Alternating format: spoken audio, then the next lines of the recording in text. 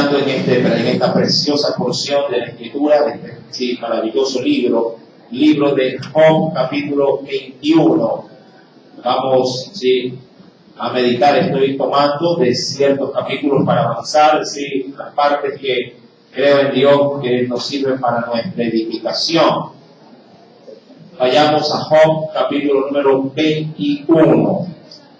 Libro de Job, capítulo número 21.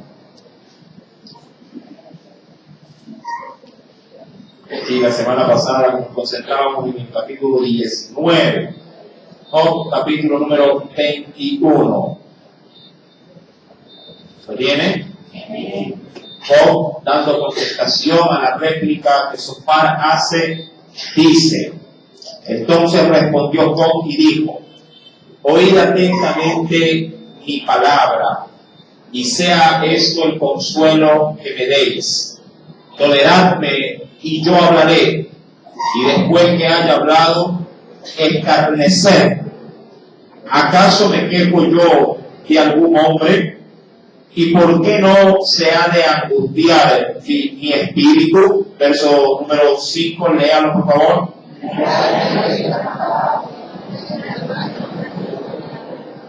Aún yo mismo, cuando me acuerdo, me asombro, y en el temblor estremece mi carne. Verso 7.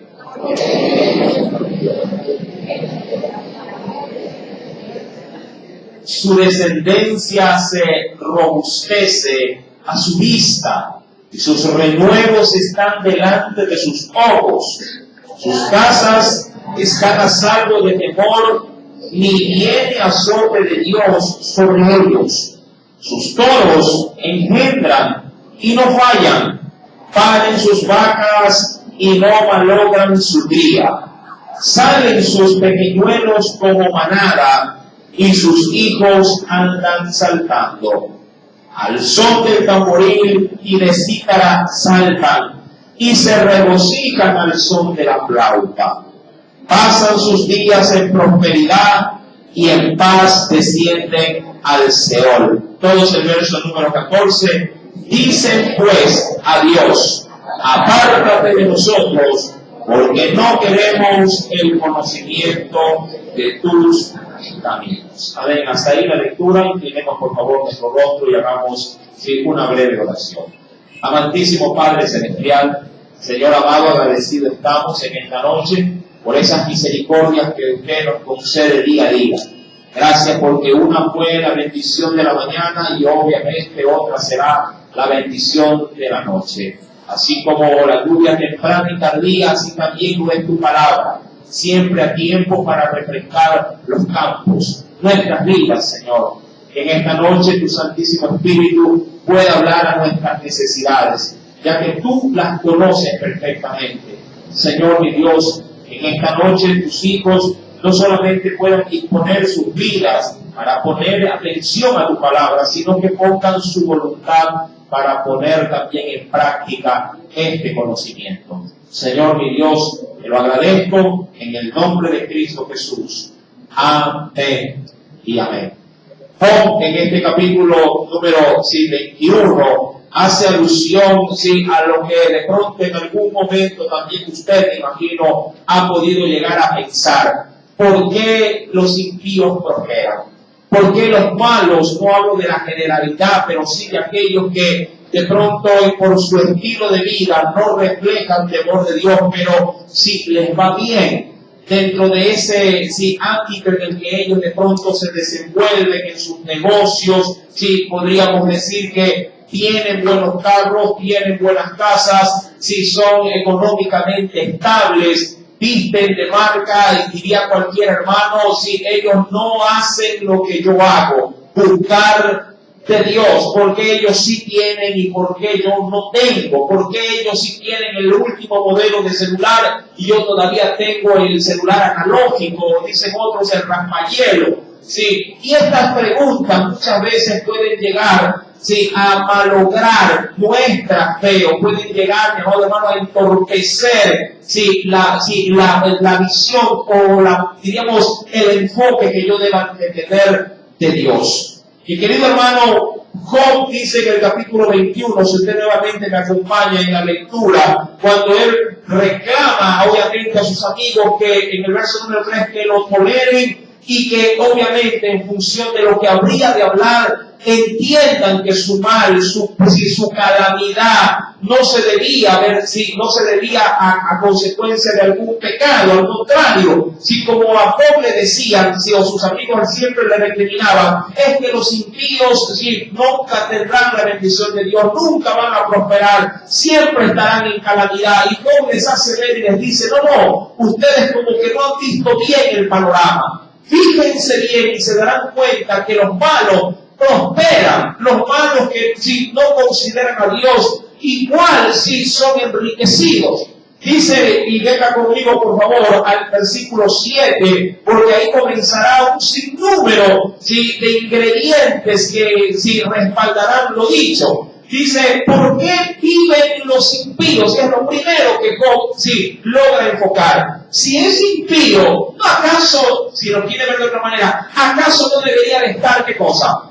Muerto. ¿Acaso no debería, justamente por su impiedad, ser raído de la paz de los vivientes? Pero no es así. Aún podríamos decir, hermano, el hermanito murió a temprana edad. Y ese que todavía está así con la cava de cerveza en la esquina, se está envejeciendo y se lo ve que va para largo en salud.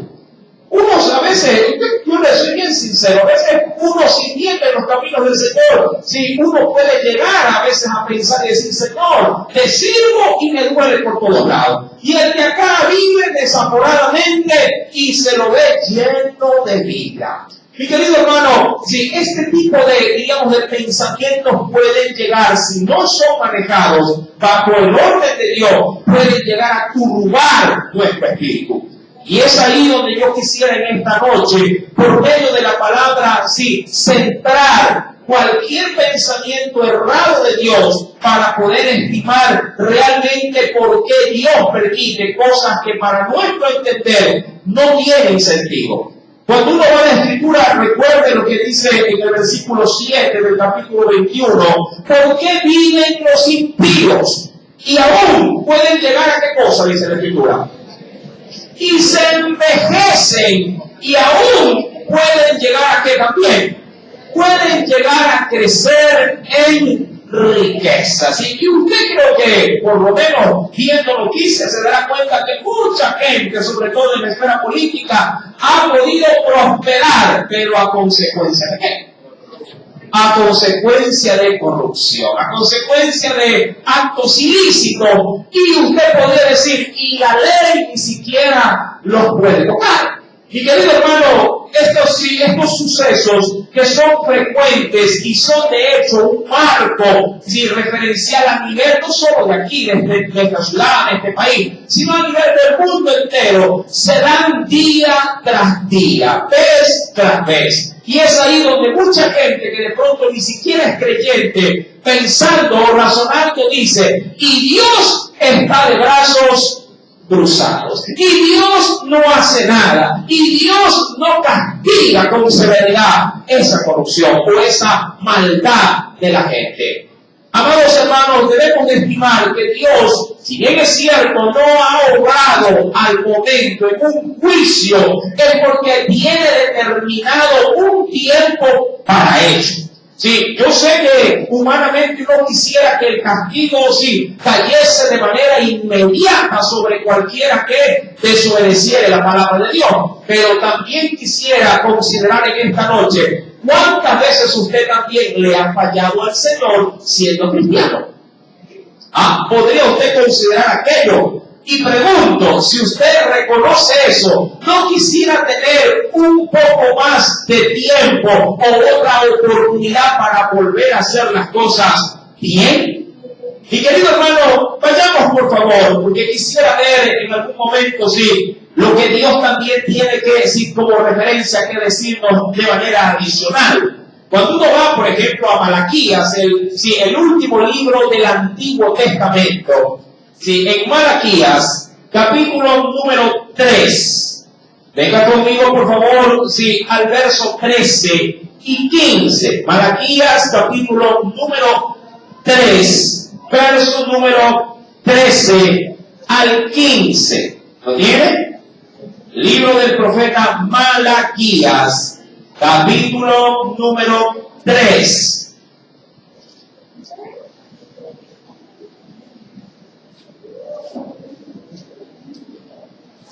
¿Ya lo tiene? Dice el Señor, verso número 13 al verso número 15. Dios, reprochándole al pueblo, le dice: vuestras palabras contra mí han sido violentas o han sido duras, ¿sí? Dice Jehová. Y dijisteis, como haciéndose uno mismo la pregunta: ¿qué hemos hablado contra ti? Verso número 14.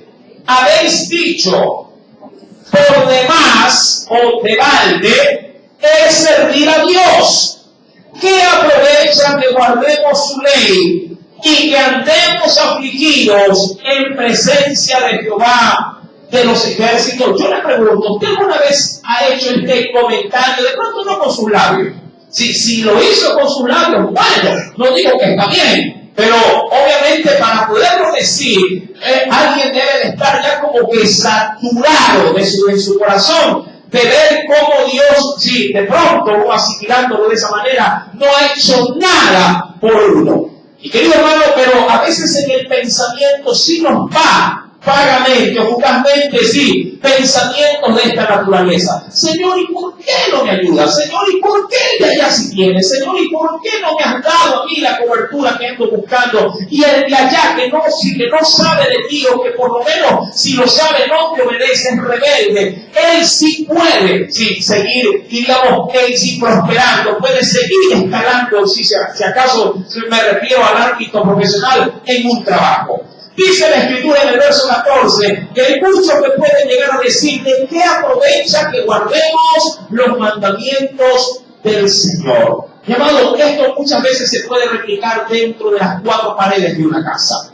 Madres o esposas que día a día buscan el rostro de Dios y la situación en casa no cambia. Por ejemplo, si usted busca de Dios, ora por su situación, pone a sus seres queridos en las presencias del Señor, en las manos de Jesús, mas sin embargo parece que las cosas se pusieron peor que antes. Y es ahí donde uno dice: Señor, ¿pero qué estoy haciendo mal? O tú realmente me estás escuchando, realmente tú estás atendiendo mi oración. Querido hermano, Dios dice en la Escritura en el verso 15: decimos pues ahora, y eso como una especie de reflexión personal, decimos ahora: bienaventurados son quienes, los soberbios y los que hacen impiedad, no solo son prosperados, sino que tientan a Dios, tentaron a Dios. ¿Y qué pasó? Y escaparon. Es decir, y nada se le impidió que venga sobre ellos el castigo. Y esto a veces puede ser una contraparte como lo que Dios hace con nosotros. De medio se quiere desviar y ¡suá! Le cae el hacha. Si medio usted quiere de pronto deslizarse y ¡plum! Viene el castigo de Dios. Y dice: Señor, pero si era un desliz tan solo. Y Dios a su pueblo a veces no le permite absolutamente ni una sola cosa. Pero cuando uno ve afuera, dice: pero el de allá hace lo que le da la gana. Y tú, como que si ese hombre no existiera. Y querido hermano, aquí con este versículo quisiera irme a una plataforma diferente. Esta es la óptica del hombre. Esta es la percepción humana. Pero, ¿cuál es la percepción de Dios sobre este asunto? Cuando uno ya avanza, y quisiera tomar como reflexión lo que dice el Evangelio de Lucas, allá en el capítulo número, venga conmigo por favor, 16. En el Evangelio de Lucas, capítulo número 16, en una historia que ya la hemos obviamente analizado de una manera muy abierta, pero hoy me concentro solo en un versículo bíblico. Lucas capítulo 16, verso número 25. Versículo número 25. ¿Lo tienen? Dice el Señor, sí, pero Abraham le dijo, hijo, eso hablando ya de dos hombres que descendieron al sepulcro, uno pobre en gran manera, si ocupando una actividad de mendigo, y otra un hombre muy rico, muy influyente, y que luego obviamente de la muerte, ambos fueron a parar al mismo lugar, al Seol, pero divididos en partes diferentes. Y es ahí donde el patriarca Abraham menciona lo siguiente. Hijo, le dice al rico, obviamente que no había dado un buen uso de su riqueza. Acuérdate que recibiste tus bienes. ¿En dónde? En tu vida. Y Lázaro recibió ¿qué en su vida? Recibió males. Pero ahora, hablando de quién, de Lázaro, es consolado aquí y tú atormentado. Ahora, ¿qué es lo que quiero rescatar de esta porción bíblica? Que de acuerdo a la óptica de Dios, mi amado hermano, sí hace justicia. Dios sí es justo. El problema es que a veces nosotros le queremos obligar a Dios a que haga justicia en esta vida. Esa es una, digamos, de las malas percepciones que tenemos como seres humanos. ¿Por qué? Porque de pronto traemos del mundo, traemos de antes de conocer al Señor, viejos eslogan que muchas veces lo usamos y lo decimos tan comúnmente que pensamos que deben de ser verdades espirituales y no lo son. Recuerdo que mi padre solía decir, la palabra de Dios dice, ayúdate que yo te ayudaré. Y tanto lo decía, cuando obviamente uno no es cristiano, si uno piensa que eso es así. Pero mi amado hermano, así también como expresión así de esta, hay otras que dicen todo se para en esta vida. Y no es así tampoco. No necesariamente, amado hermano, el refrán común del hombre es algo tajante para Dios. No necesariamente todo se paga aquí en esta vida. Hay muchos que en esta vida no han pagado absolutamente nada delante de la presencia de Dios. Han hecho y han vivido como les ha dado la gana. Han, llamado hermano, violentado todos los mandamientos. Han prosperado a consecuencia de hurtos, de robo, de estafa. Viven en casas o en mansiones que a la verdad entraría, en este caso, su casa en el baño que tienen ellos. Mas, sin embargo, mi amado hermano, toda esa, digamos, gloria, toda esa riqueza en esta tierra, nada se los ha podido quitar. Yo no podría decir, hermano, Dios es injusto. Yo digo, no, hermano, Dios no es injusto. Dios tiene su tiempo para poder darle al hombre su retribución. Claro, en ciertas excepciones, Dios lo hace en parte en esta vida. Pero Dios tiene algo concluyente que no puede dejar pasar por alto. Luego de la vida del hombre, en la siguiente, ahí Dios cobra factura completa. Ahí sí, ahí no hay escapatoria. Una vez que el hombre cierre sus ojos y pase, en este caso, de esta vida a la otra, Dios cobrará inmediatamente las cuentas. Usted cuando viene un cobrador a casa, me imagino que si no hay cómo pagar, usted posiblemente se haría hasta negar. Son pocos los que podrían salir de pronto a la puerta o a la ventana y dar una excusa valedera como para poder tener un poco más de tiempo. Pero, amado hermano, cuando se cierren nuestros ojos acá, ya no habrá más tiempo para esperar. Dios cobrará hasta el último, diríamos, centavo, hablando obviamente de su voluntad violentada, se la facturará al hombre y el hombre la tendrá que pagar. Penosamente, mi querido hermano, en la otra vida no hay cosa que podamos hacer para pagar esa factura. Solo Cristo en esta vida nos puede garantizar una deuda totalmente pagada. Solo Cristo. Mi querido hermano, recuerda lo que Abraham le hace saber a este hombre que en vida fue un hombre, diríamos, de gran jerarquía. Hijo, acuérdate que recibiste qué cosa en esta vida. ¿Tienes? Si recibiste, si lo quiero abrir la gama, recibiste salud, recibiste facilidades, recibiste crédito, recibiste buena casa, buena comodidad, buena ropa, todo recibiste, porque usted tiene que entender que sea lo que sea, Dios es el que permite tanto los bienes como los males del hombre. Dios lo permite.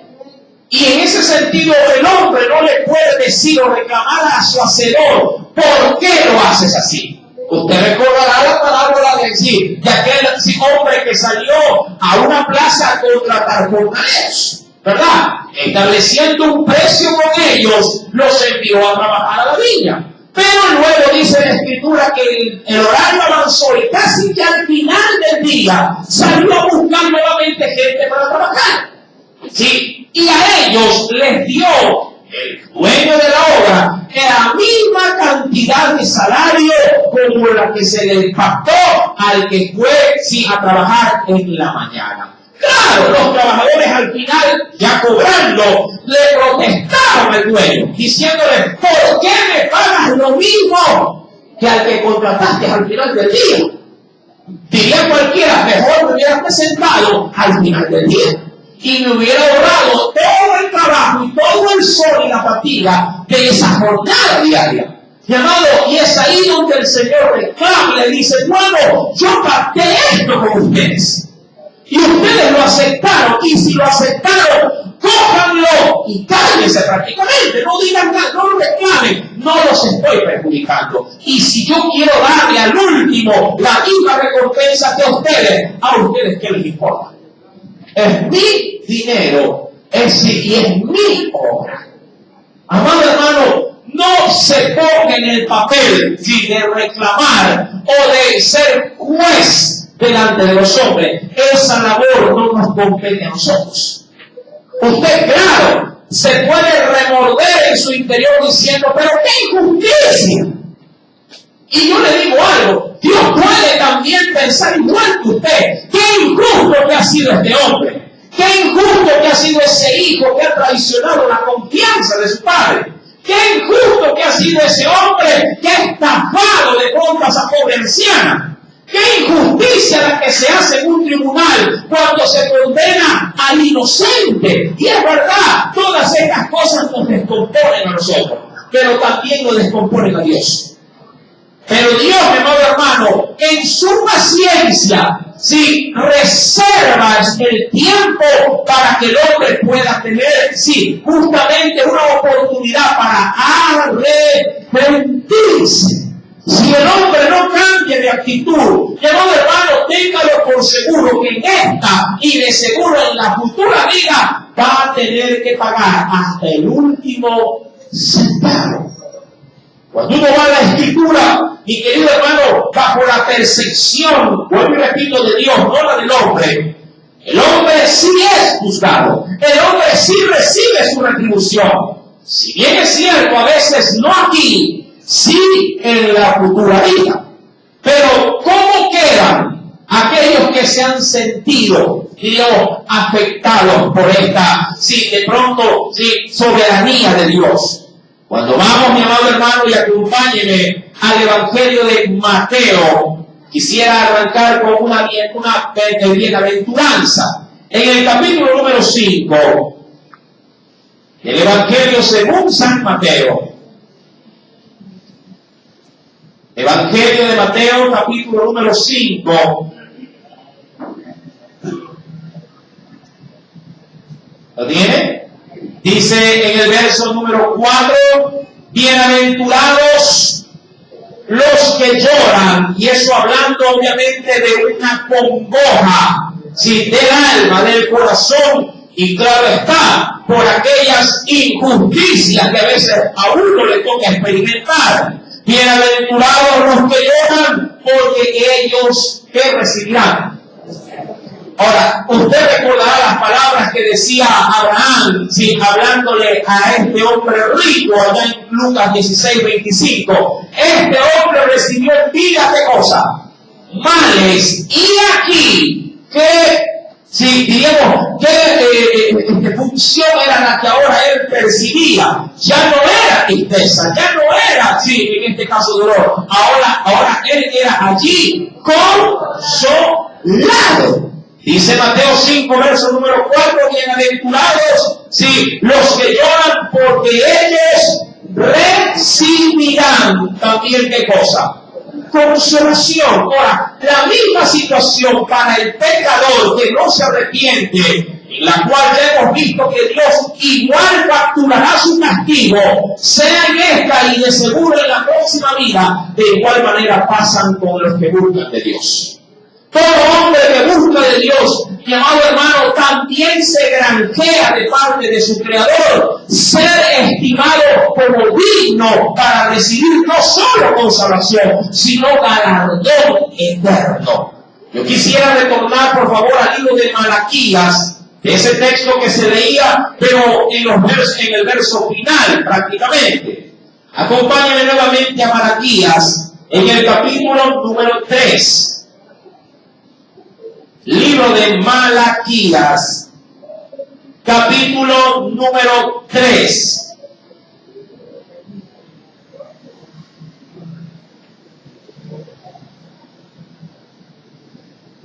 ¿Me tienen? Dice en el versículo número 16, sí, anteriormente leíamos el 15, donde el hombre le reclama a Dios diciéndole, ¿verdad? ¿Por qué? Los impíos son prosperados, tientan a Dios y escapan.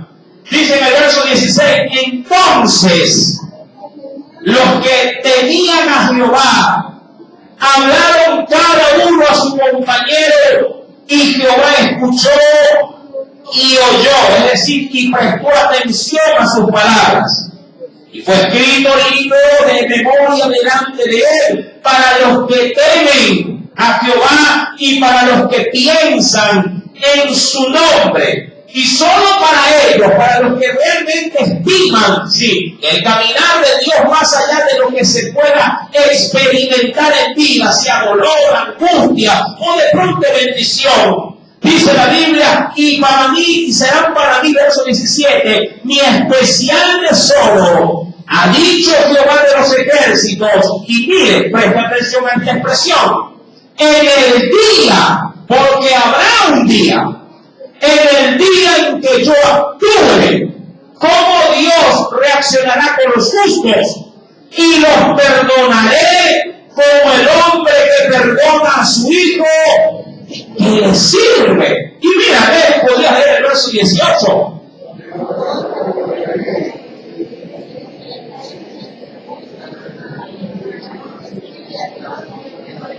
Ahora, es interesante ver, mi amado hermano, que este desenlace que de pronto uno quisiera verlo aquí, ahora Dios lo ha dejado para un tiempo futuro.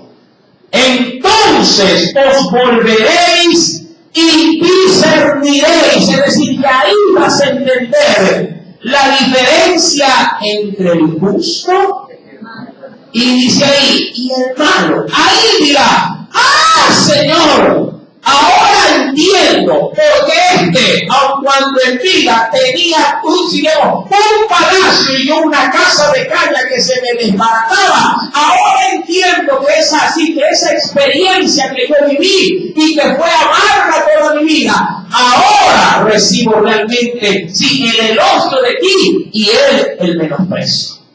Ahora entiendo que para mí hay benditos de mí, benditos de mi Padre, así a prácticamente heredar el reino, mientras que a los otros le dirán malditos y serán echados fuera, donde será el lloro y el crujir de dientes. Pero hay algo especial que debemos de considerar en todo esto. Muchos dirán, ay hermano, qué bendito día será ese. Hay quienes dirán, yo ya lo anhelo para que el vecino se burle en el infierno. Amado hermano, los hijos de Dios son hijos de bendición, no de maldición. Un hijo de Dios no anhela la destrucción del impío, sino que el alma del impío sea perdonada, tenga oportunidad de gracia, tenga oportunidad de salvación. Porque así cual, mi amado hermano, él en su caminar va rumbo al infierno, nosotros, si Cristo no nos hubiese salido al encuentro, también hubiéramos ido a parar al infierno. Y debemos de verlos a ellos con ojos de misericordia. Usted dirá, pero hermano, mire, podríamos tomar la actitud de esos mismos trabajadores de esa parábola que anuncié. Que de pronto, mi amado hermano, usted que tiene 20 años en el Evangelio, se le ocurre, si cae la muerte, se va a la presencia de Dios. Y para su sorpresa, un día después, de pronto, ese, diríamos, alcohólico del barrio que siempre le tiró piedra a la casa, que siempre lo fastidió, antes de morir un día después que usted, también recibe aquello. Y puede ser que ya estando en el paraíso, agarrado de la mano de Jesús, librado, sin darse cuenta, mueve la cabeza y ve al alcohólico agarrado del otro lado de la mano de Jesús. Y usted le diga, Señor, ¿y este? 20 años de servir. ¿Y este? Podríamos tomar esa actitud. Y Jesús nos va a responder lo mismo que le respondió a los jornaleros. Igualito. Yo a ti te prometí vida eterna. Sí, a él también. ¿Y a ti qué? No, yo decía nomás. Y le toca caminar. Amado hermano, eso es gracia. Esa es la gracia de Dios. Que sin merecerla, Dios nos la otorga.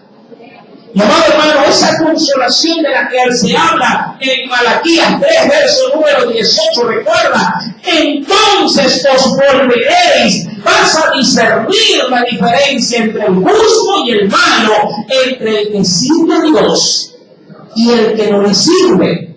Hay un texto también preciosísimo allá en Apocalipsis capítulo 21. Venga conmigo, por favor. Apocalipsis, capítulo número 21, porque debemos de entender que, sí, así como de pronto tenemos una muy mala percepción de cómo Dios obra, también podríamos tener una muy mala percepción de cómo Dios nos trata a nosotros.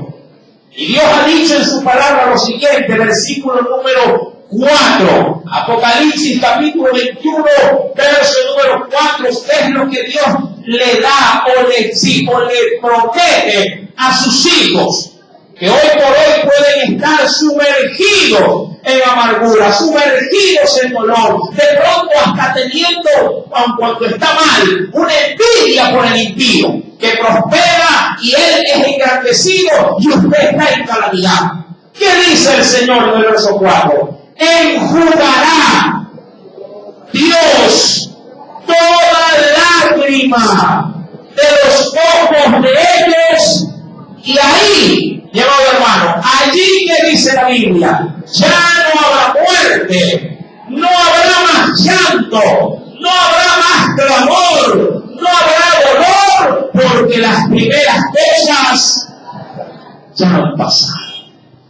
Ahí me dirá, ay Señor mi marido, ay Señor mis hijos, ay la tiradera, ay la enfermedad.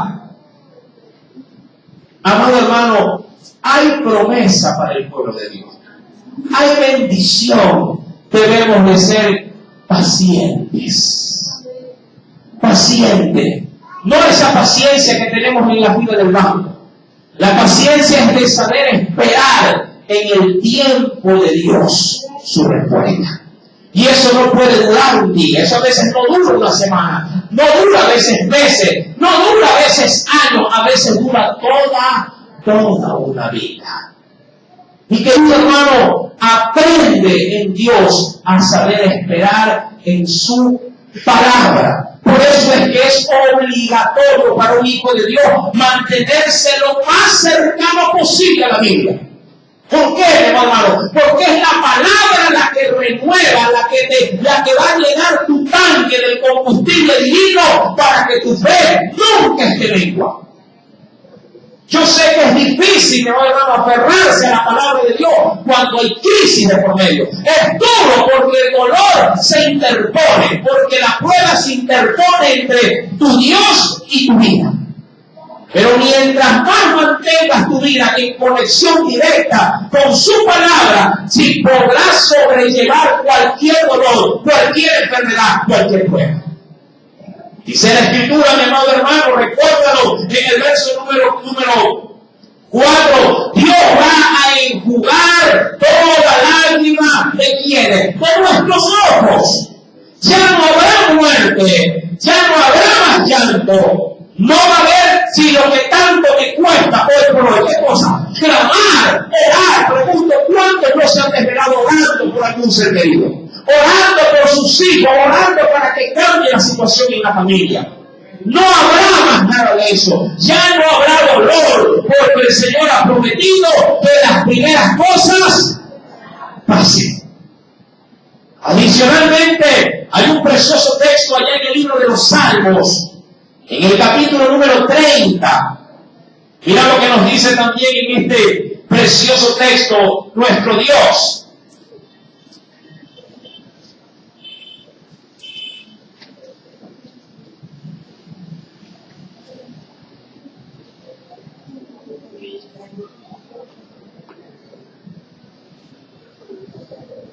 ¿Lo tiene? A la verdad que todo el Salmo es muy rico, pero quisiera topar fracciones. Verso 2 al verso 3. Y luego del verso 11 al 12. Dice el Señor. ¿Lo tiene? Salmo 30, verso 2 y 3. Jehová Dios mío, a ti clamé. ¿Y qué hiciste por tu parte? Y me sanaste.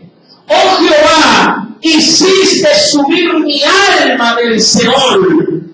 Me diste vida para que no descendiese a la sepultura. Verso número 11. Has cambiado, y eso posiblemente, aun cuando en esta vida o en esta tierra no lo experimentes, lo vas a experimentar. Has cambiado mi lamento. ¿En qué? Has cambiado mi lamento en baile. Desataste mi cilicio, que era la ropa de luto, y me has ceñido de qué? De alegría, posiblemente de esa túnica de colores como la tuvo José. Y por tanto, a ti cantaré, gloria mía, y no estaré callado. Jehová Dios mío, te alabaré para siempre. Es que esa es la adversidad que uno debe manifestar. Ese digamos, ingredientes aquí. Y esta semana hemos estado dándole a ellos para hacer una iglesia saludable. ¿Cuál fue el primer ingrediente que Dios le mandó a la iglesia? El gozo. Pregunto, ¿qué? Sería una locura poder decir, hermano, tengo una crisis, pero la voy a pasar cantando. Mira a Pedro y a Juan encarcelados. Y en medio de la celda, en medio de la turbación y la última, yo diría, cueva refundida de la cárcel, desde el fondo se podía escuchar el mejor concierto de un siervo de Dios. Sin minimizar a los artistas. ¿Qué Marcos Witt, Marcos Barrientos ni ningún otro Marcos más? La alabanza sale, amado hermano, como coro de ángeles cuando viene a través del dolor y de la desesperación. Esa alabanza es la que hace, amado hermano, remover los cielos y cementar aún las cárceles para que éstas se puedan abrir. Esa alabanza es la que tiene valor, amado hermano. Cuando se está triste y acongojado, ahí se debe levantar. Él, dice la Escritura, ha cambiado mi lamento en baile. Amado hermano, cuando retomamos el libro de Job, capítulo número 21, Job hasta cierto punto, si algo encolerizado al ver su situación y ver la situación de otros, dice en el versículo número 9, sus casas están a salvo de temor. Sí. asunto, sobre todo en sectores vulnerables. Cuando llueve, que mucha gente ruega a Dios, ay Señor, si va a llover que sea poquito. Porque si es una lluvia torrencial, ¿cómo queda la casa? Sumergida.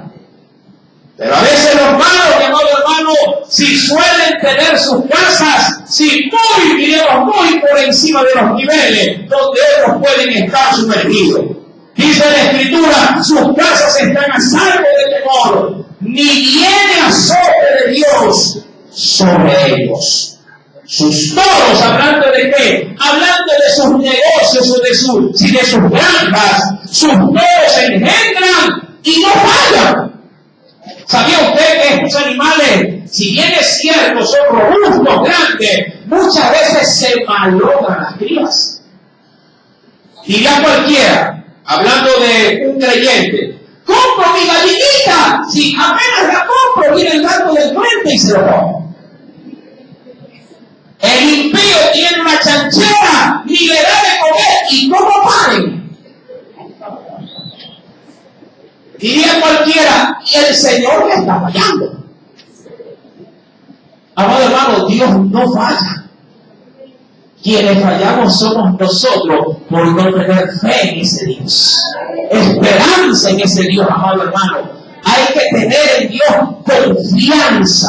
Tú no puedes acercarte a Dios tratando de minimizarlo, mi amado hermano. Tenemos un Dios grande, pero Dios se manifiesta grandemente por quienes grandemente también le creen. Mi amado hermano, dice pues la Escritura, versículo número 10, sus toros se engendran y no fallan, paren sus vacas y no malogran su cría. Salen sus pequeñuelos como manada y sus hijos andan saltando. Diría esto en el ámbito ya infantil. Mi hijo estudia así por ahí medio en una escuela fiscal. A veces le dan clase, a veces no. Pero el inconverso lo tiene en un colegio bien pagado, con expreso los mejores libros y la mejor tecnología. Es ahí, mi amado hermano, donde Dios nos somete a prueba. Es justamente ahí donde Dios pacientemente nos mira a ver cómo reaccionamos. Recuerda que a Malaquías, el profeta, el Señor le dijo, yo escuché y oí lo que ustedes decían. ¿Cómo se quejan de mí? Haciéndome ver como un Dios infalible, haciéndome ver como un Dios que no tiene el poder para darles el sustento que ustedes se merecen. Así lo tentaron también en el desierto. Queremos carne. En Egipto comíamos grandes charolas de carne, ollas llenas de carne. ¿Qué nos van a dar carne aquí en el desierto? Faraón tenía comida. Aquí nos estamos muriendo de hambre, fue la queja del pueblo para con Moisés.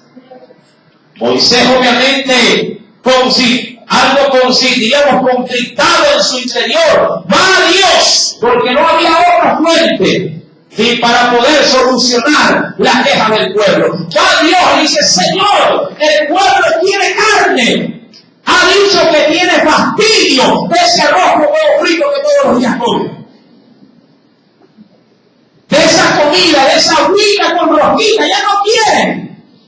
Ya no quieren agüita de hierba luisa. Quieren cosas diferentes, quieren pavo, quieren de pronto filete, quieren algo más contundente. Quieren lo que comen los egipcios.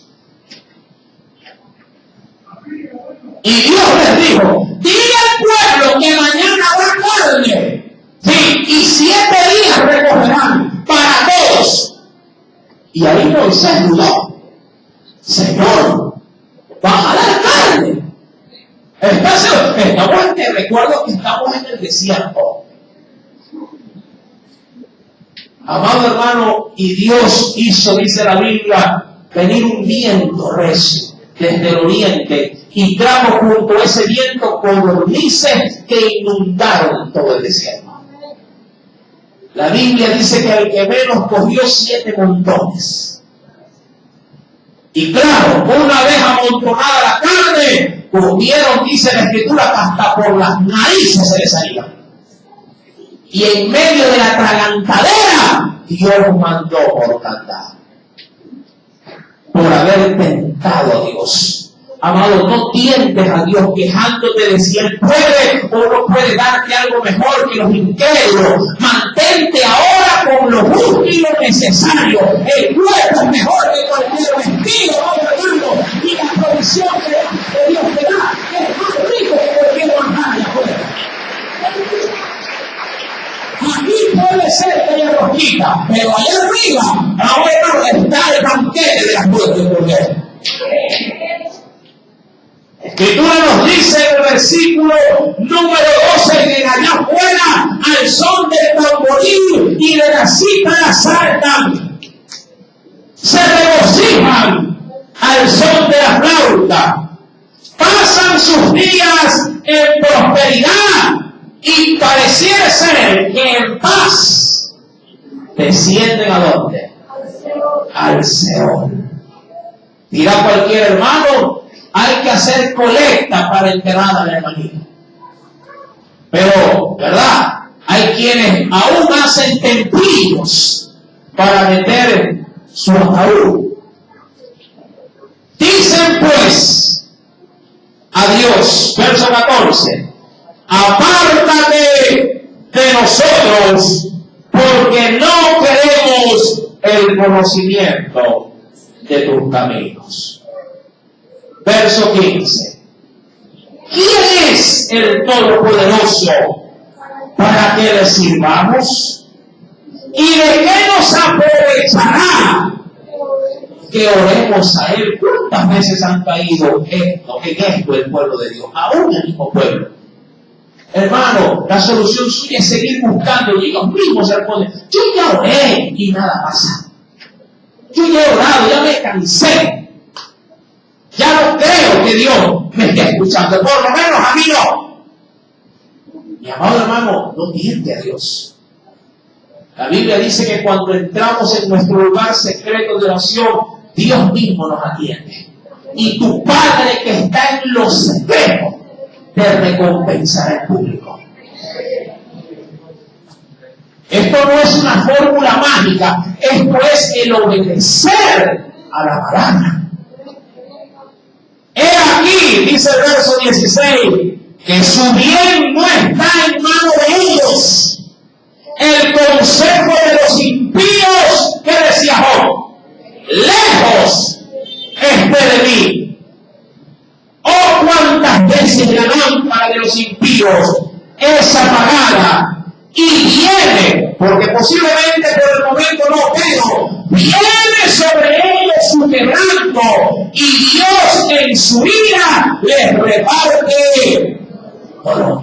Pero en su día, no en el tuyo, en el día en que Dios ejecute sus juicios.